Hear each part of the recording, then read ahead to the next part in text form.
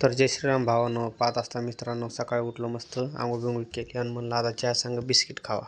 कारण की सकाळी उठलो होतो जरा भूक बी लागली होती. बिस्किट खाल्ले मित्रांनो. चला म्हणलं आता कामावर गेलो. मस्त 3 बॅगचा माल अगोदर काढला. कारण की मी एकलाच होतो, रोजदार कोण नव्हता. एकल्याची परेशानी होऊ लागली मित्रांनो. पाहत असताना माल काढला मी. मस्त आता पाणी टाकत आहे. मोटर चालू केली. म्हणलं बाबाला म्हणलं मोटर चालू करा, मोटरने पाणी टाकतो. हे पाहता माल काढून द्यायला. म्हणलं चला आता आपणच बांधकाम चालू करा. आता पप्पा आणि मी दोघंजणच बांधकाम चालू करू लागलो. हे पहा मित्रांनो, दोघंच जण आहेत आम्ही. पप्पा त्या काठाला, मी ह्या काठाला. झाला म्हणलं आपली दोरी झाली. आता चला आता सांधे भरून घ्या. आता मस्त आता सांधे भरत आहे. कारण तुकडा बी लई मोठा होता, त्याच्यानं म्हणलं 2-3 थर तुकड्याची घ्या. मग आपले अख्खा हित चालतंय मित्रांनो. कारण की जास्त तुकडे का कामीचे नाही मागं राहिले.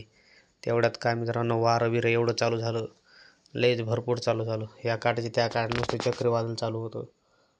4:30ला सुट्टी केली. 3-3:30 वाजल्यापासून चालू होतं काम चालू.